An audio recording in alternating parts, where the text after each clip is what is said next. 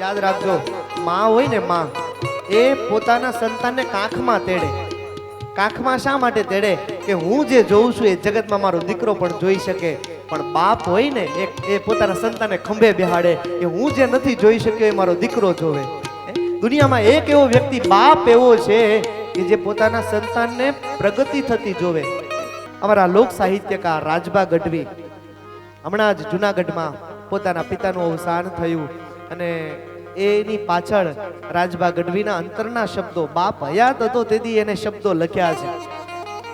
બાપ માટે બહુ ઓછું લખાયું છે સાહેબ, મા માટે તો જગતમાં બધાએ લખ્યું છે.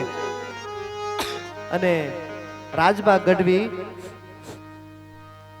પોતાના પિતા માટે લખે છે, ઉપાધિ કોઈ તું ઘરમાં હજી તારો બાપ બેઠો છું, હજી તારો બાપ બેઠો છું, હજી તારો બાપ બેઠો છું.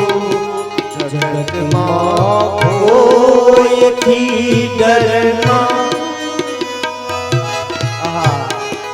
જગતમાં કોઈથી ડરના હજી તારો બાપ બેઠો છું, હજી હું બાપ બેઠો છું, હજી હું બાપ બેઠો છું.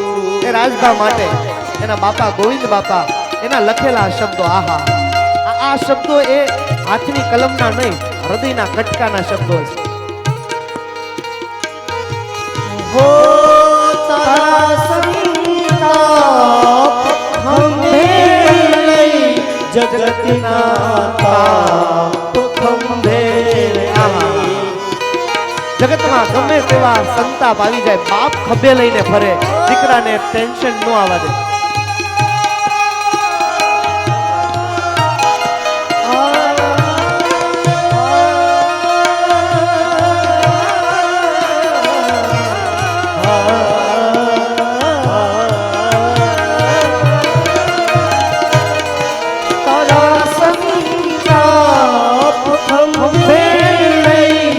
જગતના તાપ ખંભે લઈ, દઉં સાથ સમરમાં,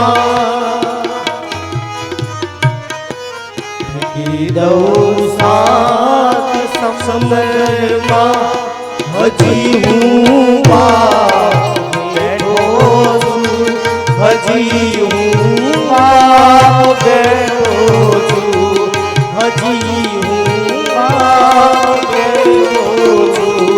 ઉપાધિ કોઈ તું ઘરમાં હજી હું બાપ બેઠો છું, હજી હું બાપ બેઠો છું, હજી હું બાપ બેઠો છું, હજી હું બાપ બેઠો. મા બાપ એ સૌથી મોટી સંપત્તિ છે વાલા.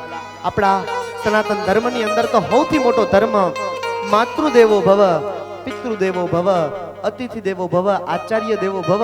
એની પછી આ બધા ભગવાન આવે છે. ઉમરાની દેવીને મૂકીને ક્યારે ડુંગરાની દેવીને પૂજવા જવાય?